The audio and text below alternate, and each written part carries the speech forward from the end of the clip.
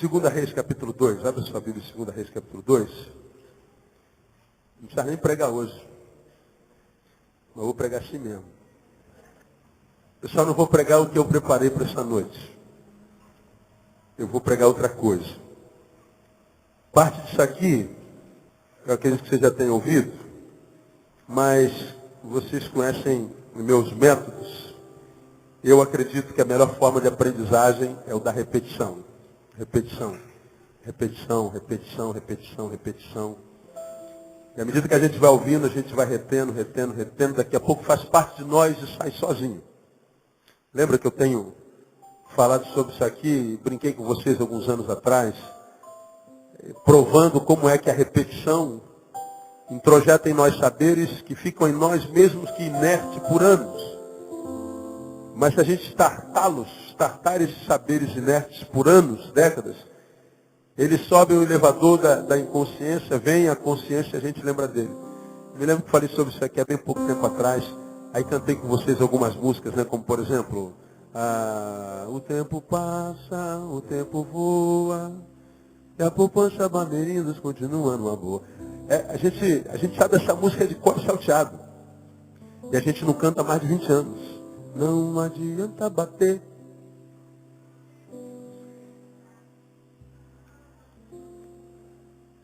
Trinta anos, irmãos. 30 anos. Quem tem menos de 20 nunca ouviu essa música. Agora você que é jurássicozinho, não a ouve há décadas, mas startou. Não adianta bater. Pronto, aí vem o saber, vem a consciência. Né? Os que têm adolescentes conhecem músicas como essa aqui do Big Mac, que eu não como McDonald's, não gosto de McDonald's, eu odeio gergelim, não gosto de McDonald's. Mas eu ouvi tanto isso, cara, uns 10 anos atrás. 10 anos. 2 anos, alface, queijo, molho especial.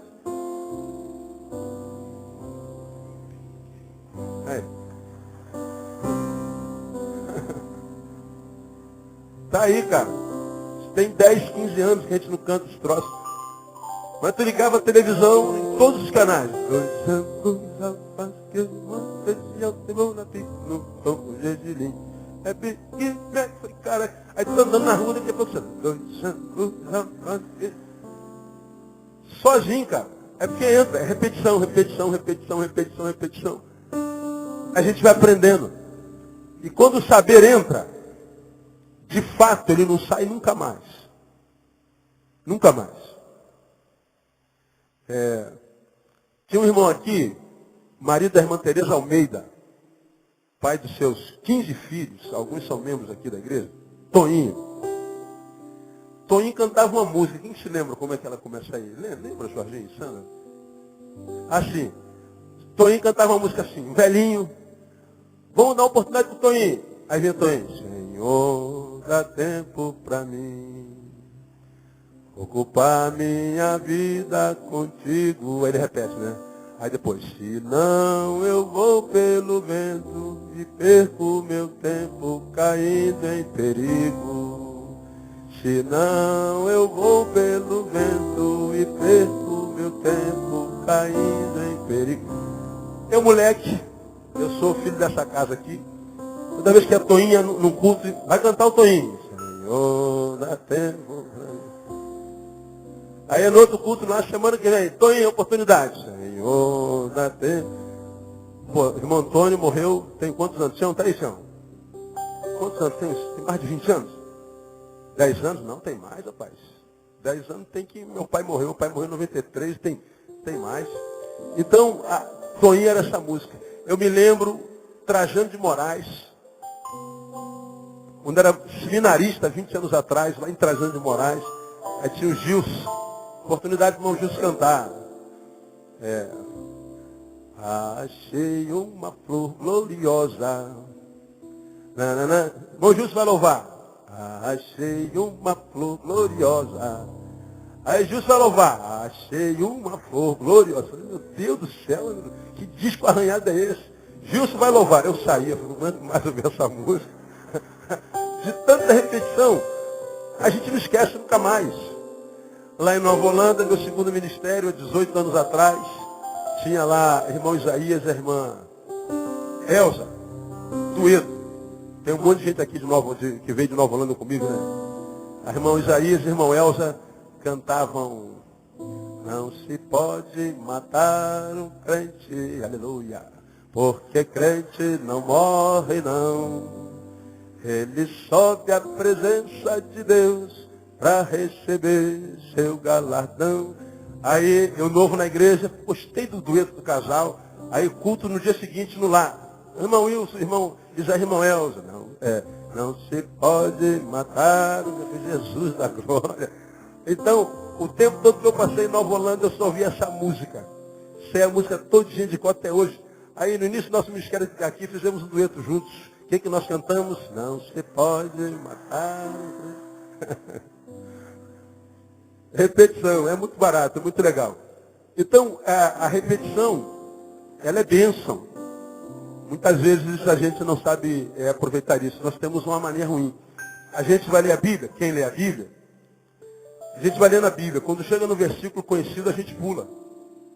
Aí isso aqui eu já sei de qual, e tu pula. Porque tu acha que já sabe, não sabe. Toda vez que você lê a Bíblia, você pode ler o mesmo versículo todo dia.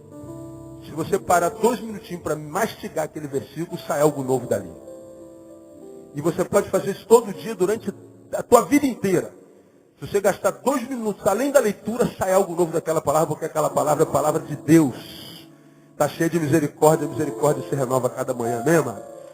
Então, o que você vai ouvir aqui, uma vez talvez você tenha ouvido, ou não, e eu queria deixar com você essa palavra. Segunda Reis, capítulo 2, fala que Elias foi levado ao céu num carro de fogo. Você se lembra desse texto? Ele tinha um discípulo chamado Eliseu.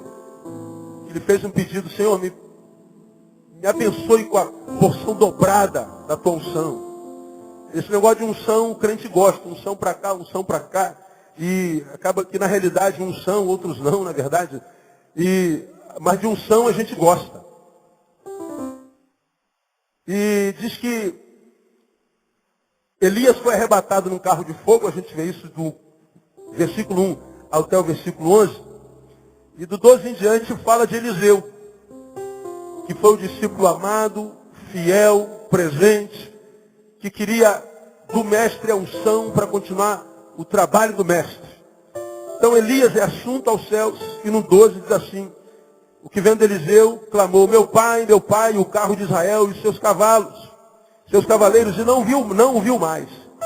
Pegou então nas suas vestes e as rasgou em 2 partes. Tomou a capa de Elias, que dele caíra, voltou e parou à beira do Jordão. Então, pegando a capa de Elias, que dele caíra, feriu as águas e disse: onde está o Senhor, o Deus de Elias? Quando feriu as águas, estas se dividiram de uma outra banda, e Eliseu passou. Vendo, pois, os filhos dos profetas que estavam de frente dele em Jericó, disseram: o espírito de Elias repousa sobre Eliseu. E vindo ao seu encontro, inclinaram-se em terra diante dele. E disseram: eis que entre os teus servos há 50 homens valentes. Deixa-os ir, pedimos-te, em busca do teu Senhor. Pode ser que o Espírito do Senhor o tenha arrebatado e lançado em algum monte ou em algum vale. Ele, porém, disse: não os envieis. Mas insistiram com ele até que se envergonhou e disse: enviai. E enviaram 50 homens, que o buscaram 3 dias, porém não o acharam. Então voltaram para Eliseu, que ficara em Jericó. E ele lhes disse: não vos disse eu que não fosseis? Os homens da cidade disseram a Eliseu: eis que a situação desta cidade, presta atenção, eis que a situação desta cidade é agradável, como vê o meu Senhor. Porém, as águas são péssimas e a terra é estéril. E ele disse: trazei-me um jarro novo e ponde-lhe nele sal. E lhe trouxeram.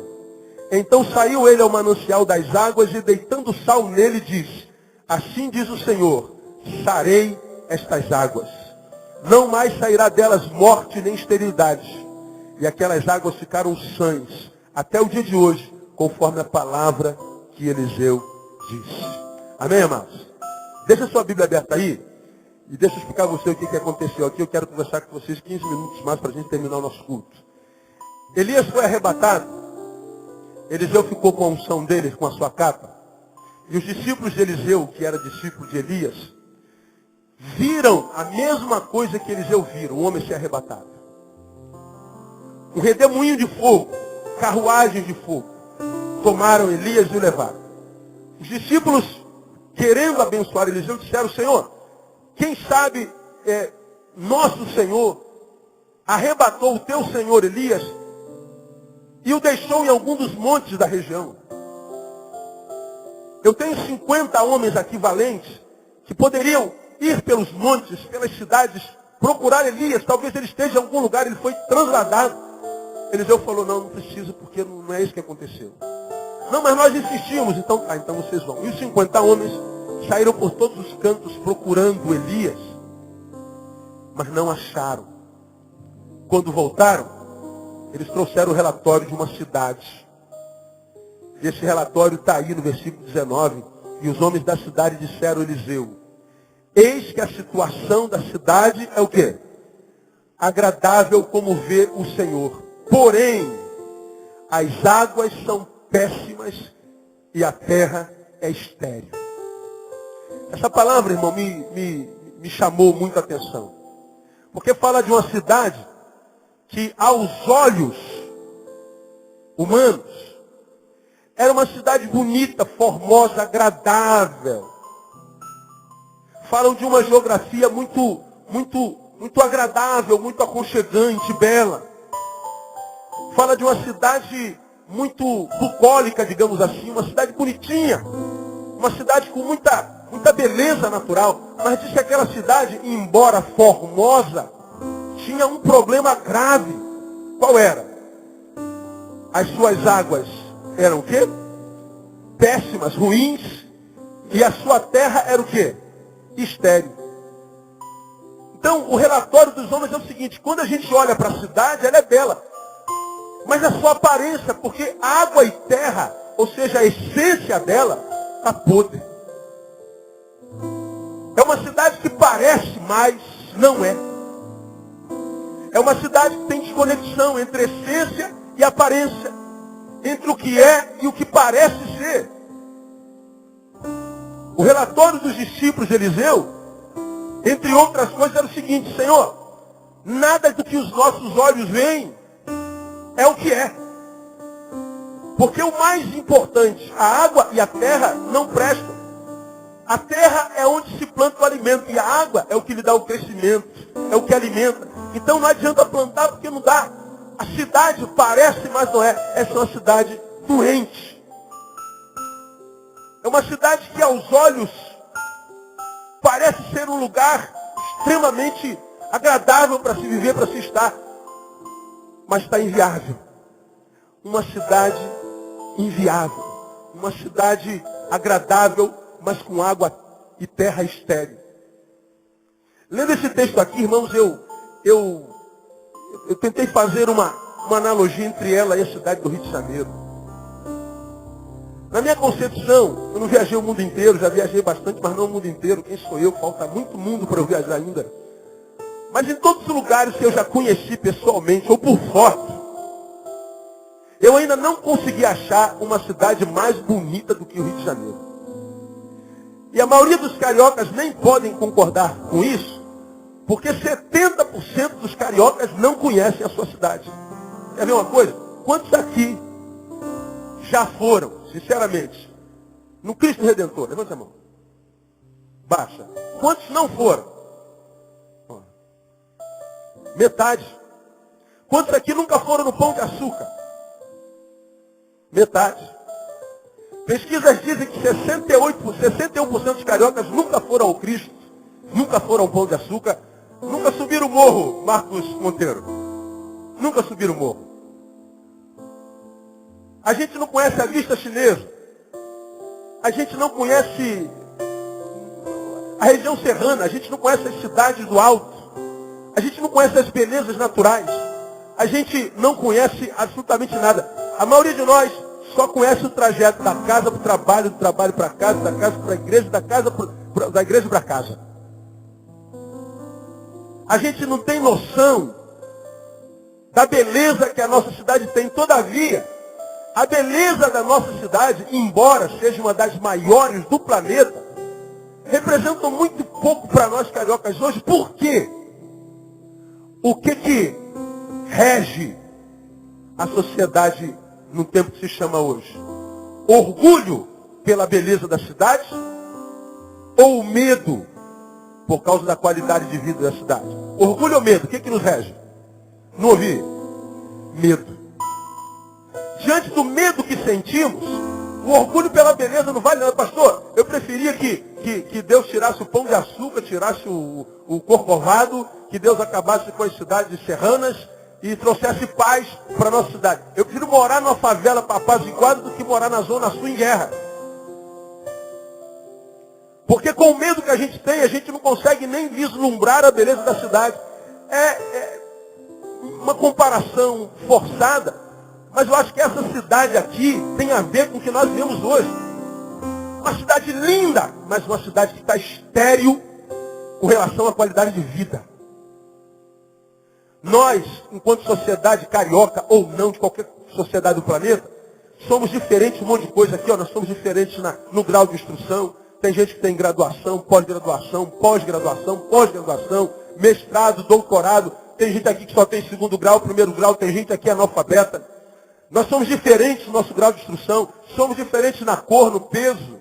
Nós somos diferentes na forma de ver a vida, na religião. Nós somos diferentes na aparência, na estética. Somos diferentes no sentimento que nos rege. Mas um sentimento que nós temos comum enquanto sociedade brasileira é o medo. E o medo é o sintoma, é o sentimento preponderante. Prova disso é a quantidade enorme de pessoas que têm transtornos no tempo de hoje. O número de transtornos e os mais modernos transtornos estão brotando na nossa sociedade a cada manhã. Transtornos a respeito dos quais nós não ouvimos falar nas últimas décadas. São novos.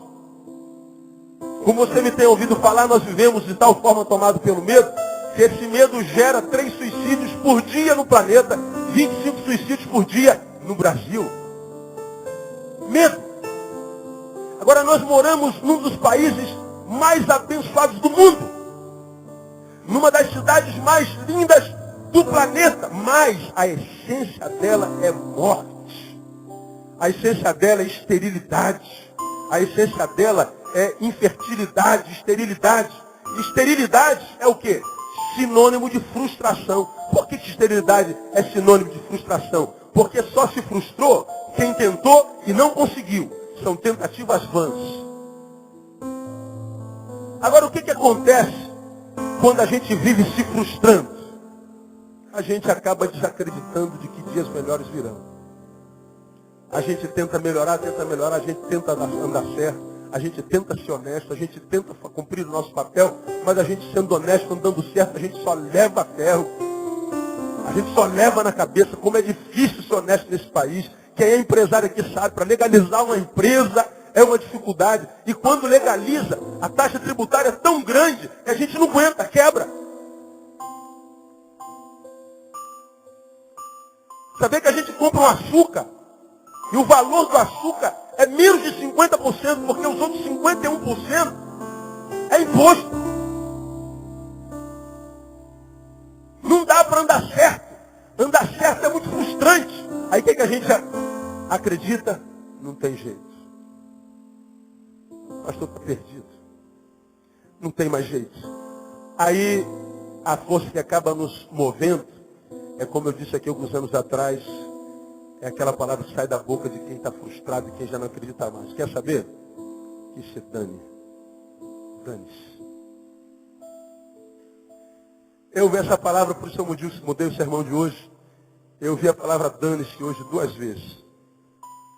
Acabou o culto, eu estava indo para o meu gabinete, eu sempre deixo a Bíblia lá para voltar para casa e à noite eu volto para cá para rever meu sermão. Aí eu estava na cantina, tinha 2 criancinhas brincando. Aí ela falou, puxa vida, eu te dei o negócio, você não me devolveu. Cadê o negócio que eu te dei? Poxa, eu te dei, mas é do fulaninho. Eu falei que ia devolver para ele. E agora eu estou mal com ele, fulaninho. Você tem que me dar, porque quem vai ficar mal sou eu. Ela falou assim, dane-se você. 8 anos, 9 anos. Dane-se sofra dano. Dane-se. Eu não sei do que eles estavam falando. Mas uma criancinha já está, sofra dano. Dane-se. Como que eles não estão nem aí para você? Bom, desci do gabinete e vim para o carro. Tinham 2 adolescentes no caminho. Aí eu estou passando, eu não sei o que eles estavam conversando, mas ouvi o menino falando assim, dane-se. Me chamou a atenção de novo. Aí eu parei, cumprimentei alguém do meu lado, só para continuar ouvindo a conversa, na verdade. Aquele espírito de fofoca que nos acompanha. Você também não tem esse espírito, sim ou não? Pois não, aqui os fofoqueiros não vieram. Aí eu falei, eu ouvi um dane-se lá e agora estou ouvindo outro dane-se. Aí fiquei ouvindo a conversa, ó. O outro falou assim, pô cara, tu não se importa não? Tu não se importa com o que vai acontecer com o nosso brother? Ele disse exatamente assim, quem é que se importa comigo? Quem está preocupado com a minha dor? É o mesmo espírito da criancinha, dane-se. Não tem mais jeito, cara. Dane-se. Já que não tem mais jeito, farinha pouca, meu pirão primeiro. Vovó, capítulo 1, versículo 2, né? Vovó já dizia isso. Dane-se. Essa é a palavra, irmão. Dane-se. E ao meu ver, esse é o espírito que rege essa geração, que já não curte mais o belo, a não ser do sexo oposto. Tirando a beleza do sexo oposto, o belo, nem filosoficamente, tem mais valor quase. Dane-se. E a máxima de quem quer viver a vida com intensidade é o seguinte, quebra tudo! Essa é a dinâmica, quebra tudo, ou seja, acabe com o belo. Acabe com a aparência, porque não tem mais jeito, meu. Tira o teu e o resto, que se dane. Aí nessa, tem a ver com a palavra da Cíntia. Eu quero tirar meu pão, mas o cara vai ficar sem pão, dane-se. E nós vemos uma realidade que nós vivemos na nossa cidade, no nosso Brasil. Violência epidêmica, endêmica, em todo canto há violência. Violência, violência, violência, violência. Dor, dor, dor, dor, dor. A gente vê um cara matando por nada. Você viu essa semana um camarada já estava separado da mulher de um ano aqui em Marechal Hermes. Miserável vai à casa dela e joga fogo na mulher. Queima a mulher toda. Aí vai preso. Você está arrependido? Eu não. Eu já sabia o que eu ia fazer. O que adianta fazer uma coisa e depois se arrepender? O que está feito, está feito. Aí eu confesso para você, essa quantidade enorme de má notícia que a gente tem, como eu tenho ministrado a vocês ano após ano, esse troço entra na gente e vai tatuando na nossa alma. Esse troço vai colando na nossa alma pelo lado de dentro. Daqui a pouco a gente não consegue mais tocar na alma, porque está impermeabilizada. E a gente vai empedrando.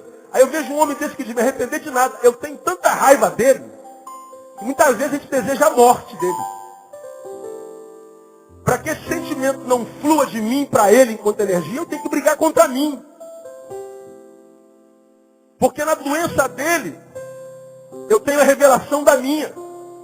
A maldade dele me atinge. Ele não queimou ninguém da minha família, mas queimou alguém da nossa raça. Vê o que tem sido feito com crianças nesse país. Vê o que tem sido feito com os velhos nesse país. Violência de toda ordem. Qual é a razão dessa epidemia de violência na nossa cidade? Impunidade. Vou fazer, por quê? Porque não vai dar em nada. Então, dane-se. Dane-se. Estava vendo ali uma pesquisa, terceiro país no mundo em número de homicídio entre os jovens é o Brasil. Numa análise de 163 países, o Brasil é o terceiro em número de homicídios. O terceiro. No Brasil acontece mais de 50 mil homicídios por ano. Morte matada. Então a morte nunca foi uma realidade tão presente na nossa vida como agora. Nunca foi tão pertinente a palavra do salmista que diz que somos entregues à morte todo dia. Todo dia. Todo dia nós somos entregues à morte. Por quê? Violência epidêmica. Impunidade. Isto é o que se dane. Não quero nem saber da dor do outro. Podemos falar de corrupção. Corrupção é generalizada. A corrupção em todo canto. Da igreja ao Planalto. De norte a sul do país, nós estamos tomados pela corrupção. Nós somos, em número de corrupção dos países do planeta, o de número 70. Um dos países mais corruptos do mundo é o Brasil. Agora, interessante é que nós somos roubados enquanto país desde que nós fomos descobertos, porque o nosso país nasceu na injustiça social. Quando nós chegamos, os donos da terra estavam aqui. Quem eram eles? Os índios. E nós, brancos, chegamos e os vilipendiamos, os matamos e os religiosizamos. Vão ter que vestir a nossa roupa, professar a nossa fé e vão ter que nos servir, porque é o seguinte, perderam. Já ouviu essa palavra alguma vez? Perdeu? Nasceu lá, no nascimento do país.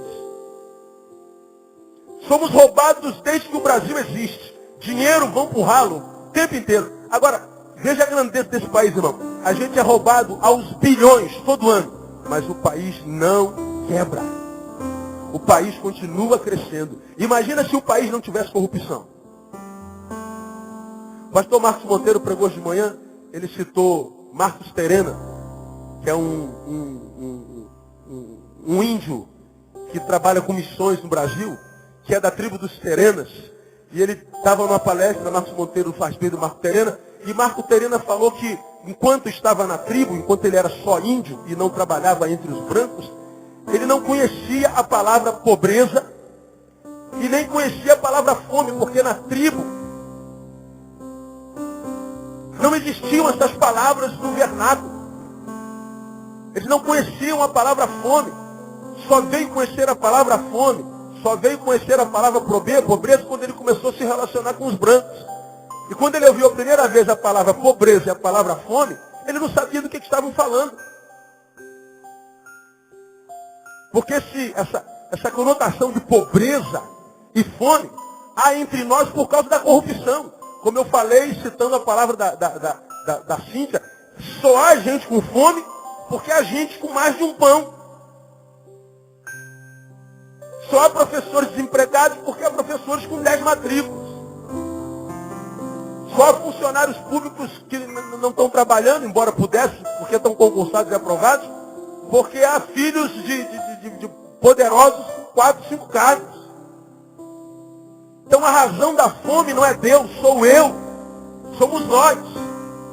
O faminto passa fome porque tem gente comendo mais do que precisa.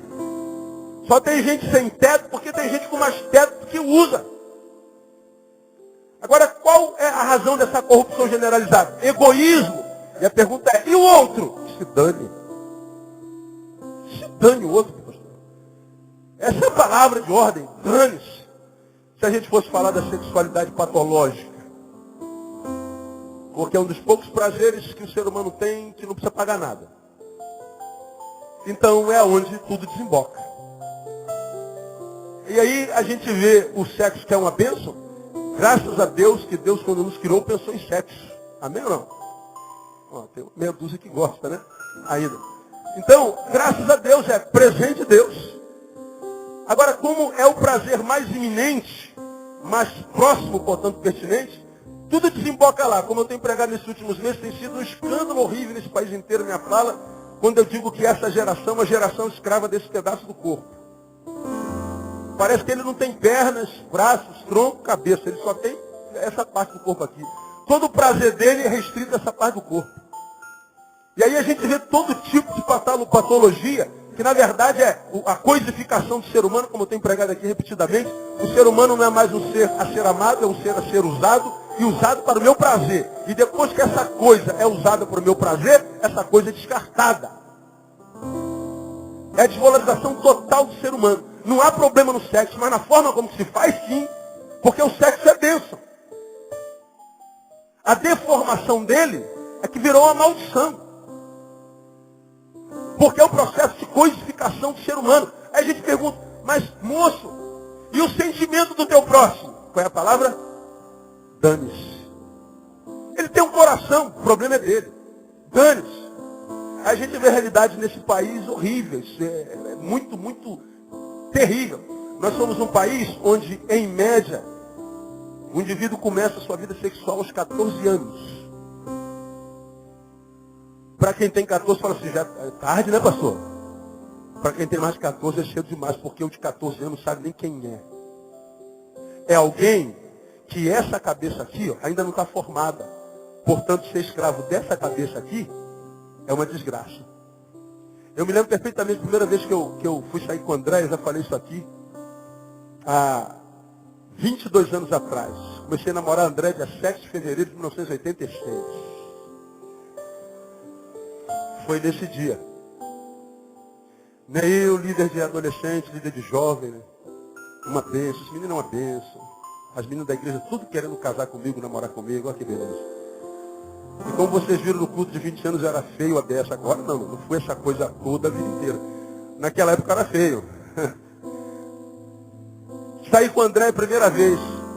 A avó da Andréia, membro da igreja, com 80 e burdoada de anos. Sentou com a Andréia, minha neta, minha filha, aquela vozinha fininha dela, irmã Nersolina, é um nome feio, né, cara?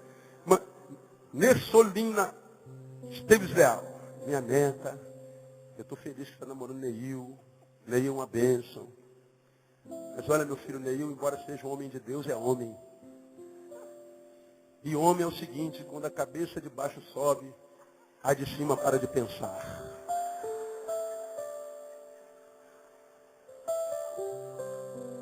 André me falou isso muito tempo depois.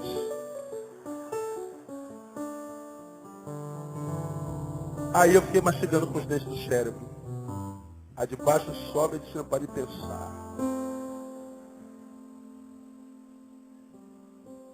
Da onde ela tirou isso? Nunca fez faculdade. Não sentou em bancos escolares. Mas ela disse a verdade ou não disse? Disse. Quando uma pessoa que tem essa cabeça aqui e ainda não está pronta, se torna refém da outra, ela está começando a sua vida sexual, portanto, humana, possivelmente familiar, de forma deformada. Ela começa errado. Tudo que começa errado, acaba. Tudo que começa errado gera dor. Tudo que começa errado deforma. Como diria a mesma vovó, o apressado come cru. Veja, o apressado come cru, mas come. O apressado não morre de fome. Ele não morre de fome, ele morre de qualidade de vida, falta de qualidade. Ele não vai morrer pela fome, mas vai viver sem qualidade. A vida que podia ser qualificada pela comida boa, que a gente esperou cozinhar, cozer, fritar, sei lá o quê, para que a gente comesse com sabor, a gente está comendo só que sem sabor. Sem sabor não gera qualidade de vida. A vida fica sem sentido, sem razão. E é por isso que tem tanta gente desistindo da vida. Por isso que a família está acabando, porque nossas crianças estão começando cedo demais. Um dado interessante além desse, 20% das crianças que nascem no país são filhos de adolescentes, ou seja, de gente com menos de 19 anos. De cada 10 crianças que nascem no Brasil, 2 delas são filhos de adolescentes. E mais, 1,4 milhão de abortos por ano nesse país. E o aborto é legal, portanto, é impossível mensurar todos individualmente. Esses 1,4 milhão de abortos é daqueles que são registrados. Agora imagine os não registrados. Aí você vê essa geração bonita, mas perdida. Jovens vazios. Toda vez que conversa sobre uma coisa é sexo. Só pensa em ficar, trepar, comer, dar. Não conversa outra coisa. Salvo sempre a minoria. Por que essa sexualidade patológica? Porque a gente não é ensinado mais a sentir, a gente é ensinado a produzir. A gente não mensura mais o amar, o estar. A gente mensura o trepar. Quantas você comeu essa semana? Rapaz, fiquei com 5. E daí? Você é o que? Um reprodutor? É um garanhão? Ou você é um ser humano? E o sentimento do outro? Que se dane. Porque ninguém se preocupa com o meu também. Sem falar da falta de educação, falta de respeito, falta de compromisso, falta de verdade, falta de sinceridade, falta de ética, falta de hombridade, falta de tudo. A grande ausência nessa geração, na nossa cidade, no nosso país, é da essência. A ausência da essência. Porque a aparência, a cidade é agradável. O que a gente não tem é o essencial está morto. Aí o jovem começa aos 14 errado, tem uma adolescência maldita, tem uma juventude vazia, quando chega na idade média, com 40 anos, já está querendo morrer. Já não tem mais razão para sonhar. Quando chega na terceira idade, então, acabou. Acabou. Aí o sujeito tem a desgraça de viver o que eu prego sempre aqui, ele nasce e morre sem viver. Nasceu e morreu, mas não viveu nem um instante. Por quê? Porque a cidade é dela, mas a essência está morta. É a grande realidade da nossa nação. O resultado disso qual é? Caos generalizado. Porque o que a gente vê na nossa cidade, irmãos, parece que a gente está andando para um momento de caos tão grande, verdadeiro e próximo, que a gente diz, meu Deus, onde é que isso vai parar? Onde é que isso vai parar? A verdade é sempre a mesma, o cara não vai parar. A não ser que a gente pare para pensar, a não ser que a gente pare para refletir, a não ser que a gente, enquanto indivíduo, pare para pensar a nossa postura, a nossa participação. Só que a gente não faz isso por quê? Porque ninguém está fazendo, então dane-se. É o bendito do dane-se, ou o maldito do dane-se. Quando eu penso aqui, eu sou remetido lá para Gênesis. Capítulo 1. Vamos lá para a primeira página da Bíblia. Marca aí, que a gente volta. A primeira página da Bíblia fala da formação do universo. Olha que coisa interessante. Gênesis 1:1. No princípio criou Deus os céus e a terra. Então a terra está pronta. Está criada. Agora no início como ela era. Olha o versículo 2. A terra era o quê? Diga para mim.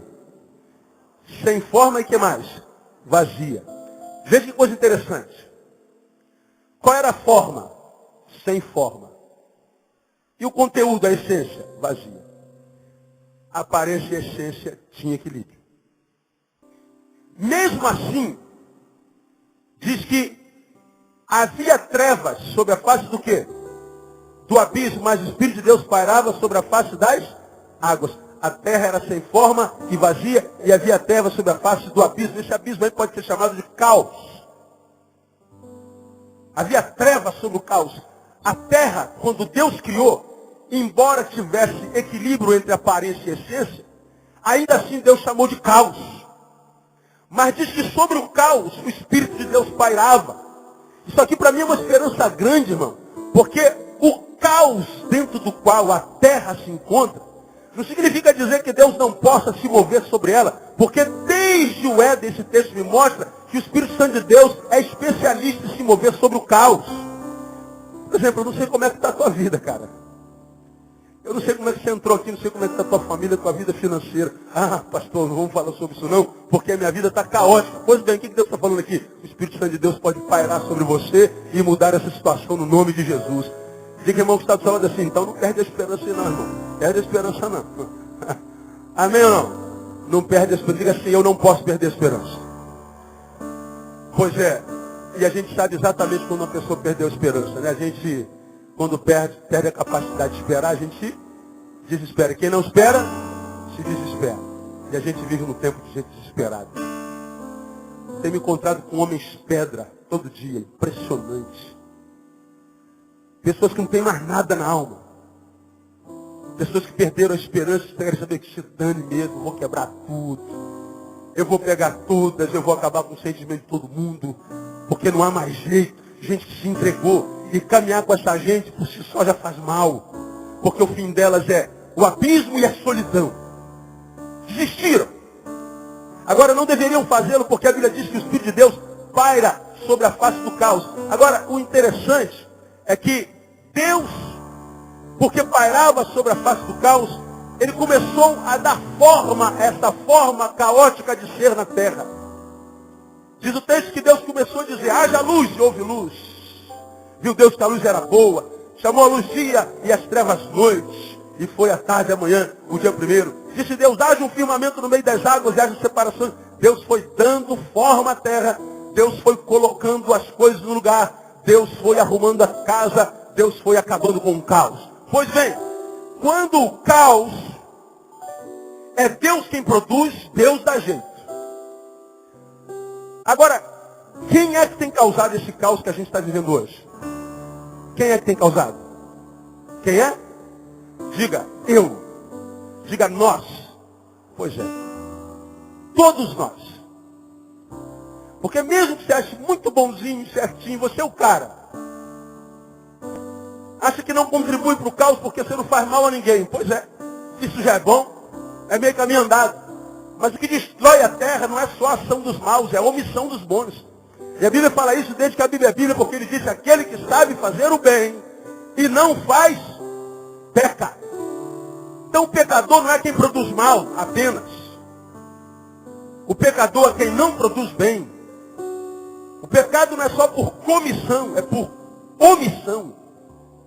Então se alguém destrói algo lá, mas você não constrói nada cá, você e ele é a mesma coisa, são a mesma coisa. Então não há inocentes na questão do caos que a gente vive na sociedade. Não há razão para choro, mela, para reclamação só. Todos nós temos parte disso. Não tem a ver com os políticos só, eles não prestam, é verdade. Mas quem é que os coloca lá? Quantos daqueles deputados safados sem vergonha estão lá? Estão indo para o 8º mandato, cara. 7º mandato. O cara está lá, portanto, ele contribuiu para o caos que nós estamos vivendo, e a gente coloca o cara lá direto. Conversa com pessoas. Vai votar em quem? Vai votar em quem? Vai votar em quem? Ele fala assim, vou votar em fulano. Por quê? Aí eu sempre votei nele. Aí alguém pergunta assim, por que você não vota em ciclano? Ciclano é bom. Aí ele geralmente fala assim, mas ele vai perder mesmo? A gente quer votar em quem vai ganhar. Mas e se quem ganhar não presta? Não tem importância, ele pelo menos ganhou. Eu votei nele, eu votei em quem ganhou. Pois é, a vitória dele é a tua derrota. É a tua desgraça. Ele só está lá porque eu pus lá. Então não há inocentes. Portanto, irmãos, eu acho que essa palavra aqui tem a ver com o que nós estamos vivendo hoje. A situação da cidade é agradável, mas a essência é estéril, a essência é morte. A diferença é que quando o caos lá dos Gênesis foi produzido por Deus, Deus cura. Mas o caos de hoje, a gente fica, por que Deus não faz alguma coisa? Porque quem produziu esse caos somos nós. Quem tem que consertar esse caos somos nós. E Deus nos ajuda. Ele só não faz, ele ajuda a fazer. Ele diz, esforça-te e eu te ajudarei. Não adianta, meu irmão, você bater na sua mulher e a tua mulher ir embora e você ir para o quarto orar pedindo para Deus trazê-la de volta. Não adianta ter roubado na tua empresa e a notícia vazou e para o quarto orar, Deus me ajudou a preservar o emprego. Não adianta. Quem tem que buscar a mulher é você. Quem tem que devolver o negócio do roubo é você. Quem tem que pedir perdão é você. Deus não faz, Deus ajuda a fazer. Portanto, Ele faz através da gente. Nós somos as mãos de Deus, amado. Nós somos o corpo de Cristo nesse planeta. Ele conta com a gente. Ele não precisa da gente, mas Ele conta com a gente. Nós é que temos que fazer. Agora, a resposta de Deus para esse tempo é o homem. E o pior, Deus não tem segundo plano. O único plano que Deus tem é o homem. Aí aqui nesse texto, faz a gente pensar sobre Gálatas 6,7, onde a Bíblia diz que Deus não se escarnece, mas tudo aquilo que o homem semear, isso também ceifará. nós estamos colhendo o que plantamos. Todo hoje é filho do ontem. Se nós queremos um amanhã melhor do que hoje, hoje nós temos que plantar algo diferente daquilo que plantamos ontem para estarmos colhendo isso hoje. Se queremos mudar isso hoje, nós temos que plantar outra coisa diferente para que amanhã nós colhamos algo diferente. Porque se nada foi feito, a gente vai de mal a pior. Agora é interessante que, embora essa cidade vivesse uma desconexão entre aparência e essência, a essência era estéril, a terra era péssima, a água era péssima, a terra era estéril, diz o texto que a cidade foi sarada pela ação de um homem. E Eliseu disse, lá no versículo 20 do capítulo 2 de 2 Reis, trazei-me um jarro novo, ponde nele sal. E lhe o trouxeram. Então saiu ele a um manancial das águas, e deitando sal nele, aquela água com sal, disse, assim diz o Senhor, sarei estas águas. Não mais sairá delas morte nem esterilidade. Agora olha que coisa interessante. A aparência da cidade boa. Essência a morte. Qual foi a solução para a cura daquela cidade? Diga o sal.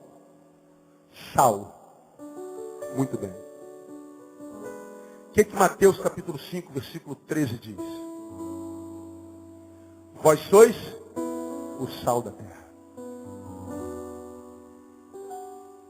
Essa palavra é um prenúncio do futuro que viria, e esse futuro chegou. Quando Jesus reúne a multidão e os seus e diz, vós sois o sal da terra, ele está fazendo alusão à qualidade da terra que nós viveríamos e que nós seríamos a cura. Nós seríamos a cura para a doença que nós mesmos produzimos. Agora o texto fala que esse sal que somos nós, precisamos existir em duas perspectivas. Nós não temos escolha, irmão. Não há terceira opção, acho que só duas. Porque Mateus 5,13 diz, vós sois o sal da terra. Definição de identidade. Depois ele avança.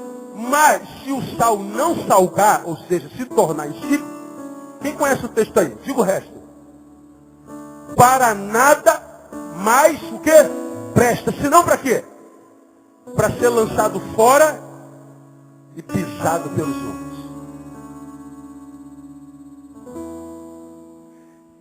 Neil, você é sal. Ou você salga, ou você não tem razão de existir. Você não presta para nada, a não ser para ser jogado fora e humilhado, pisado. Você não vai viver, você vai existir. Vai ter nascido e vai morrer, mas não vai ter vivido. Talvez isso explique a razão da qualidade de vida da maioria dos seres humanos, inclusive crentes que a gente conhece. Vida sem sentido. Vida nas quais a vida de Deus não para, não estaciona. Vidas dentro das quais a vida de Deus não flui, de cujo interior não flui rios de água viva. Parece que são cisternas rotas, como diria Jeremias a Baruque. Por que a vida de tantos de nós não encontra sentido? Porque a vida de muitos de nós não consegue reter o que de bom a vida nos dá. Porque nós somos uma vida de sal dentro do saleiro. Sal que não salga. E Deus está dizendo, você não presta para nada. A não ser para ser jogado fora, para ser humilhado. Para ser o que você não é. E ser o que se não é não ser. Não ser é horrível, irmão. É o tal do dilema shakespeariano, que eu já falei sobre ele aqui 1000 vezes. To be or not to be? That's the question. Ser ou não ser? Bom, nós já falamos sobre aqui. Qual é a resposta, Priscila? Ser. Agora o dilema evolui, né? Ser o quê? Pois é, pastor, aí que está meu problema. Eu não sei para que eu nasci, eu não sei qual a minha razão de ter vindo na terra. Eu não sei o que eu estou fazendo aqui, eu estou perdidão, pastor. Já estou com 30, estou com 40, 50, até hoje eu não vivi. Tenho até uma família bonitinha, meus filhos são bênçãos, mas eu sou um infeliz desgraçado. Eu sou um cara amargurado, amargoso, sem sentido, vivo botando problema em todo mundo, ninguém presta, todo mundo é falso, e a minha vida é apontar os problemas. Eu sou um caçador de culpados. Pois é, um caçador de culpados que não se enxerga. Porque a tua vida está passando e você não construiu nada. Nada do que você construiu gera vida, alegria, orgulho de si mesmo. Uma vida sem a menor razão de ser. Por quê? Porque está jogado.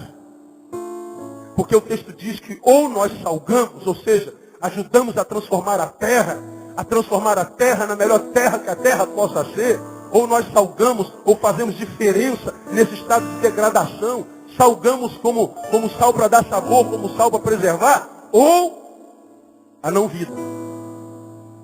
Ou vivemos com sentido, ou somos o que somos, ou não vivemos. Não viver, vida sem vida, insípido, jogado fora. Então a cidade é linda, a essência é morta. O método de Deus é o sal, desde sempre. E o sal somos nós. A cura está na nossa mão, amado. É que a gente toda vez olha para o sentido macro. Nosso país não educa o seu povo, não ensina seu povo a pensar. De modo que a gente nunca tem pensamento social, macro pensamento. A gente não tem cosmologia formada. A gente só tem visão de nós mesmos. A gente quer aquilo que sacia a nossa fome hoje. Mas e o outro? Dane-se. A mesma coisa acontece nas igrejas. As igrejas da televisão que você vê está lotado de gente. Aí você diz que o evangelho está crescendo. Nada, aquilo é parasitismo. Ninguém está ali na presença de Deus por causa de Deus. Está todo mundo ali na presença de Deus por causa de si mesmo. Eu me aproximei de Deus porque eu preciso de alguma coisa dele. Então eu estou na presença dele por causa da minha necessidade e não por causa dele. Eu não estou com intenção de me relacionar com ele ao ponto de me transformar naquele que eu sou no coração dele, para que de posse de mim mesmo, por causa da graça dele, eu me doe a alguém para melhorá-lo. Não, eu estou sentindo dor. Me disseram que ele é remédio, então eu quero tomar o remédio que ele é. Agora quando a dor passar, eu o esqueço. A igreja gera parasitas. Cada um pensando em si com a sua fotozinha, querendo ser curado, mas ninguém preocupado com o problema de ninguém do lado. A igreja não gera o espírito social, o espírito coletivo, senão só o individualismo crônico. E em nome de Deus, isso é que é triste. Esperançar. Bom, nós temos que fazer a nossa parte. Talvez eu e você não possamos mudar o planeta, mas eu posso mudar alguém no planeta que está pertinho de mim. Como aquela andorinhazinha, não é verdade? A floresta está pegando fogo. Está todo mundo fugindo, mas tem uma andorinhazinha que vai lá no rio, molha o biquinho e joga lá. Pô, você está maluco, cara? Você acha que vai apagar o fogo da floresta com essa aguinha do biquinho? Não, talvez não, mas pelo menos a minha parte eu estou fazendo. Como eu sentei pela manhã, Madre Teresa de Calcutá, disseram para ela que o trabalho dela era só uma gotinha no meio do oceano. Ela falou, é verdade, meu trabalho é só uma gotinha no meio do oceano, mas o oceano sem essa gotinha seria mais pobre. E ela faz o trabalho de gota. E o que é a humanidade, senão um mar de gente, mas um mar de gente que é composto por milhões de gotas. Cada um de nós é uma gota no oceano. E cada gota para Deus tem seu valor intrínseco específico. E se a gente ajudar uma gota a se transformar numa gota pura, Deus vai se alegrar de nós, irmão. E quando Deus se alegra de nós, Ele abre o céu sobre nossa vida e nos abençoa. Ele fala, todas essas bênçãos virão sobre ti e te alcançarão. Você tem aprendido aqui, abençoado é quem compartilha, é quem abençoa. Abençoado não é quem tem bênção, é quem compartilha a bênção. Abençoado não é quem tem resposta de Deus para as suas orações, é quem é resposta de oração para a vida de alguém. A resposta para a cura da cidade é o sal, essa é a solução. Agora, qual o método? É interação. Interação. Porque no versículo mesmo 20 diz lá, trazei-me um jarro novo, ponde nele sal. O sal não fez sozinho, o sal precisou de um jarro. E não podia ser qualquer jarro, tinha que ser novo. Então está ali o jarro, a juventude do jarro e o sal, os três juntos, misturados, integrados. Foram jogados no manancial. E naquela integração todo o manancial foi sarado, toda a cidade foi sarada. Irmão, é uma coisa tremenda. É muito simples, é o processo da sinergia, né? Vem cá, varão. Não, paga um mico aqui comigo aqui, rapidinho. Você está fincado no seu lugar. É aí o teu lugar de si. Mas aí vem a tempestade. Faz isso aqui, ó.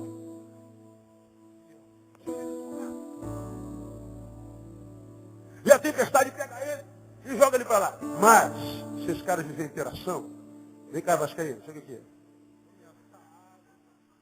Pega aqui no braço desse cabo, crescer, que nem aqui.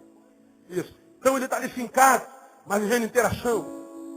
Aí vem a dificuldade. Vem o vento tenebroso.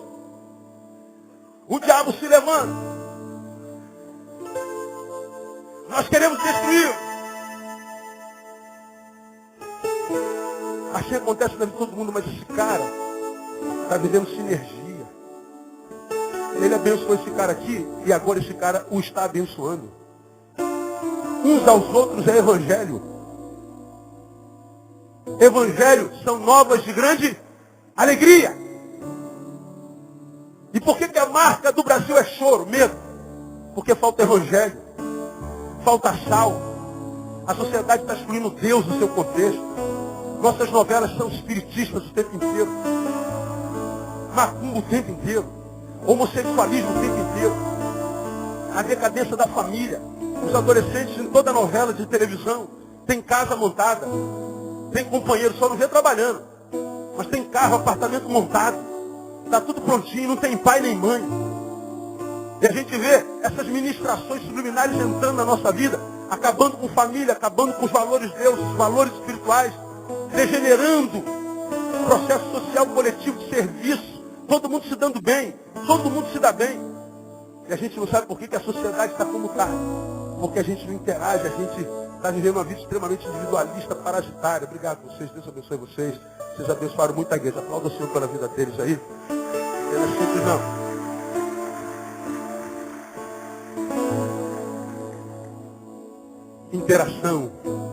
Interação. Agora olha que coisa interessante. Traga um jarro.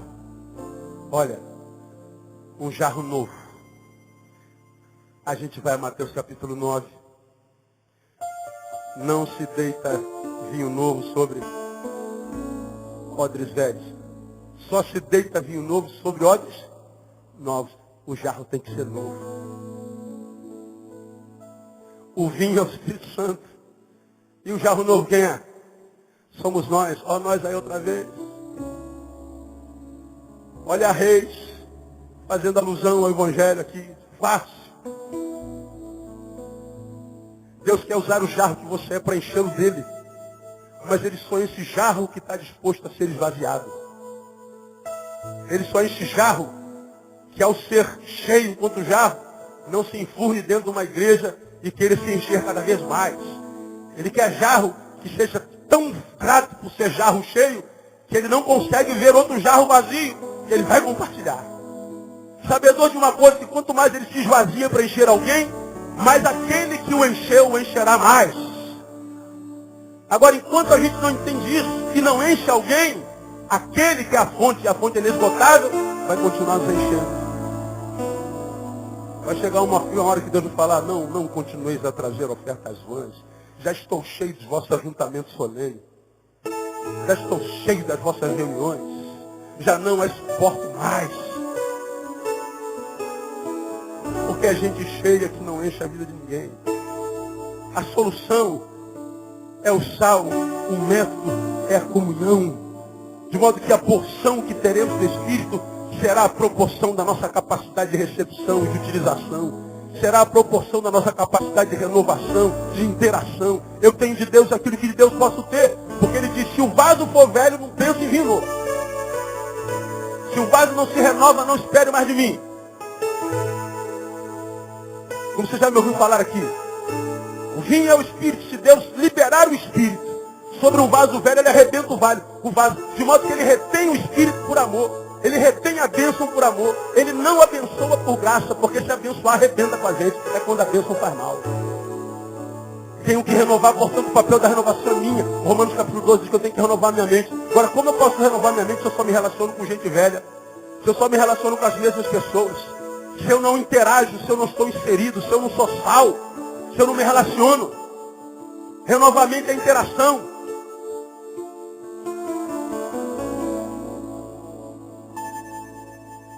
Eu lembro do método, eu lembro da promessa lá de Crônicas, que é para nós, indiscutivelmente, se o meu povo, que se chama pelo meu nome, se humilhar, e orar, e buscar a minha face, e se arrepender dos seus maus caminhos, então, o que ele faz? Eu ouvirei do céu, o que mais? Perdoarei os seus pecados, e a consequência disso? Sararei a vossa terra. Diga assim, o Rio de Janeiro tem cura. A cura sou eu. Diga, irmão que está do seu lado, a cura é você.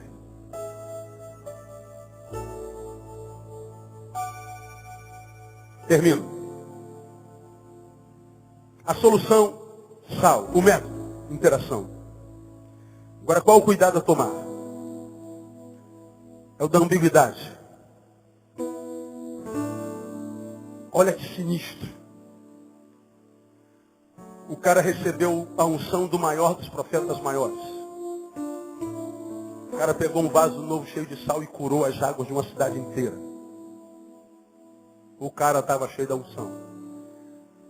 As águas ficaram santas, versículo 22. Agora olha o versículo 23.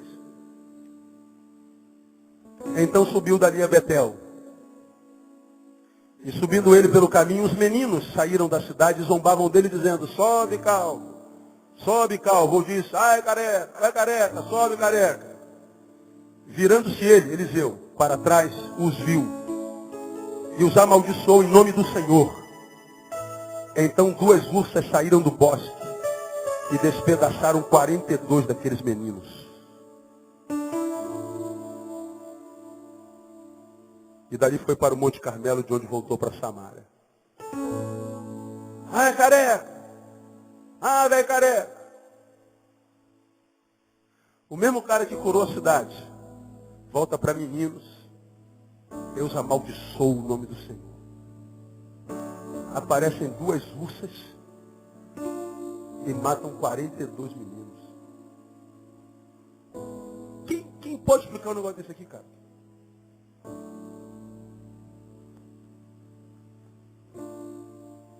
Esse é um dos textos mais traumáticos da Bíblia para mim.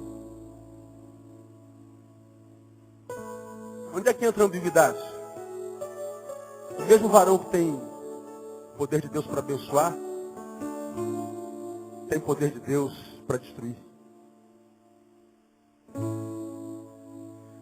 O mesmo varão que diz, tu és o Cristo, filho de Deus vivo, é o mesmo varão para quem Jesus diz, para trás de mim, Satanás.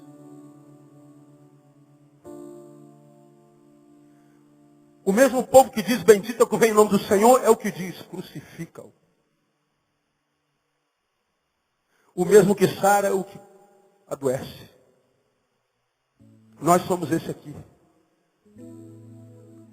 Eu não acredito que eu tenha poder para amaldiçoar alguém e aparecer um urso aqui, nem um pitbull para morder ninguém. Mas a minha palavra pode adoecer muitos de vocês e levá-los à morte. Nem que seja só existencial. A minha omissão, produzida pelo egoísmo, pode fazer um doente permanecer doente por muito mais anos que ele precisaria estar doente. Porque se eu me manifestasse, quem sabe liberasse uma palavra, aquela doença já teria sido extirpada. O que esse texto está dizendo aqui, da mesma fonte, jorra bênção e maldição. Você pode ser uma bênção, você pode ser uma desgraça.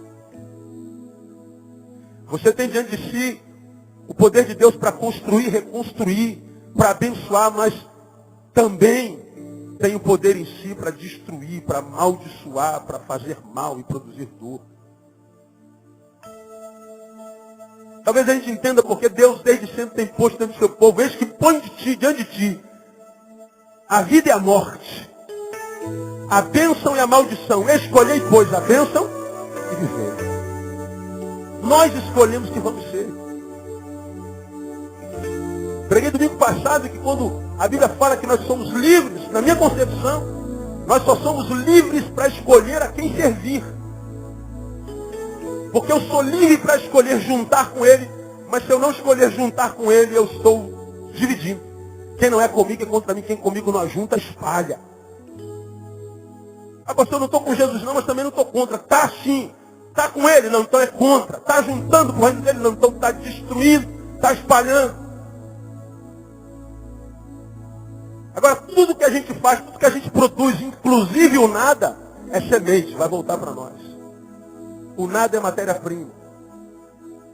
Então, quando a gente cria um fórum como esse, é para quem sabe as palavras ministradas ali gerem consciência, principalmente naqueles que, ao terem coragem de se olhar, se olham e diagnostiquem, eu poderia estar fazendo um pouquinho mais. Por que não está? Porque está vivendo para si. E viver para si, irmão, é não viver. Porque a vida só encontra sentido no encontro. De modo que se você não se encontra, a tua vida é uma farsa, você sabe disso. Ah, eu não confio em ninguém, pastor. Ninguém presta. Ninguém vale nada. Por quê? Com quantos na tua vida você se relacionou? Com alguns, pastor, mas todos esses alguns com os quais eu me relacionei, me machucaram, me traíram. Foi os outros com os quais você não se relacionou. O que você sabe deles? Não sabe nada. Portanto, o seu juízo sobre eles é um juízo de injustiça, porque eles estão pagando pelo mal daqueles com os quais você se relacionou. E o problema do mal que fazem a nós, não é o mal que fazem a nós, eles não são culpados. Eu que me relacionei errado. Eu é que escolhi errado.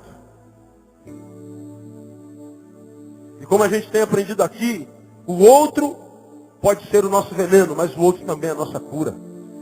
É como o veneno da jararaca. Ela, quando nos pica, pode nos matar. Mas só tem uma forma de ser curado do veneno da jararaca. O que nos cura do veneno da jararaca? O veneno da jararaca. Esse irmão que está do seu lado pode matar você, mas ele pode ser a sua cura. Você pode matar alguém, mas você pode devolver a vida a alguém. Agora, qual a opção que essa geração fez, que essa sociedade fez? A segunda, de matar. A gente admira os valentes, os fortes, os parrudos, os geradores de dor.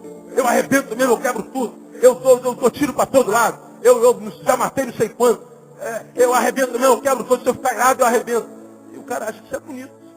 Diz que matar é poder. Para matar, irmão, basta ser um idiota, imbecil. Para matar, basta ser um animalzinho sem cérebro, que um pouquinho de ira domina, 1,86 m seria o meu caso, e que dominado por um sentimento, me faz apertar um gatilho. Apertar um gatilho basta ser um idiota, um frouxo. Basta ser um serginho desse tamaninho. Para agredir uma mulher, bater, arroxear o olho dela, basta ser um covarde. Para agredir com palavras, para matar a alma de alguém, matar antes da morte chegar, vai ser um tolo. Eu quero ver devolver a vida. Eu quero ver pedir perdão. Eu quero ver se arrepender. Aí tem que ser macho. Quero ver dizer, eu sou o culpado. Quero ver dizer, eu sou a causa desse caos. Meu amor, minha casa está assim porque eu sou essa doença. Aí não tem homem para isso. Né? A gente acha que o poderoso é quem é gerador, não. O poderoso é quem consola, irmão. O poderoso não é quem agride, é quem pede desculpa. O poderoso não é quem gera violência, é quem se arrepende. Porque para o cara pedir desculpa tem que ser muito grande, irmão. Por isso que a Bíblia diz pela boca do profeta, mas contigo está o perdão, para que tu sejas temido. Como? Se ele perdoa, a gente vai zoar dele. Não, o perdão é um poder que só gente grande consegue desenvolver. Porque para perdoar, tem que lutar contra si. Requer disciplina, requer esforço, requer luta e perseverança. Para odiar, é só deixar a vida levar. Teologia de Zeca Pagodinho. Deixa a vida me levar, vida leva eu. É mole. Leva a vida.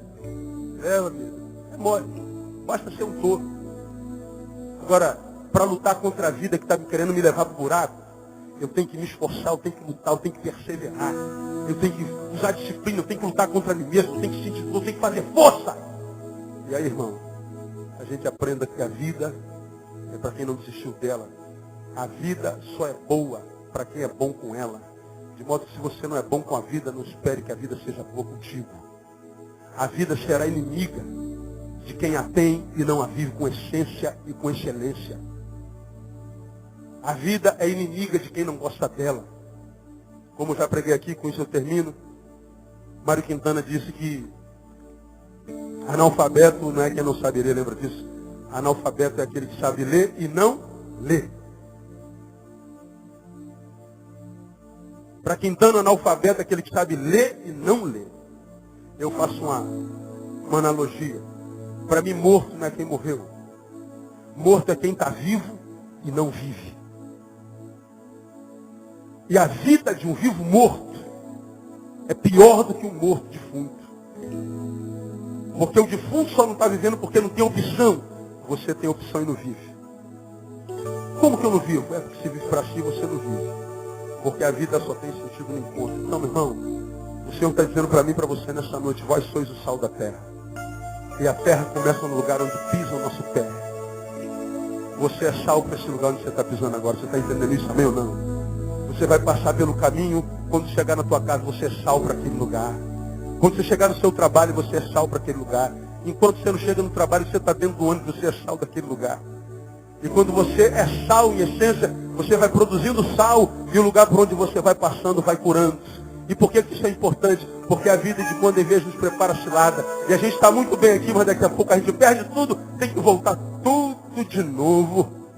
Mas se você semeou sal, se você semeou, portanto, vida, se você semeou amizade, se você semeou solidariedade, não tem problema nenhum voltar. Você vai voltar e colher tudo que plantou.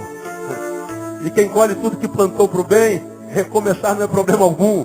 Você vai conseguir de novo, porque aquilo que você semeou te alimenta. E aquele alimento é fruto do Espírito na tua vida, no nome de Jesus.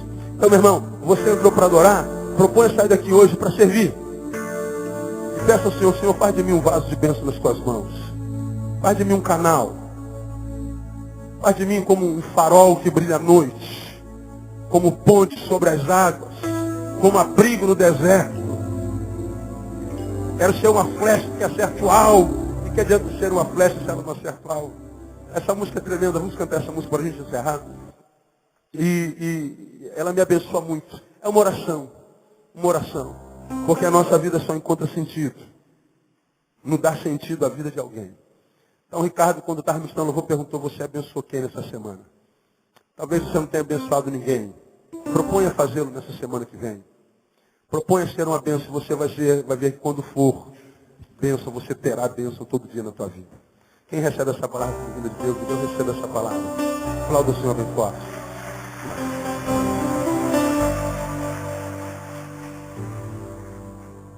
Aleluia.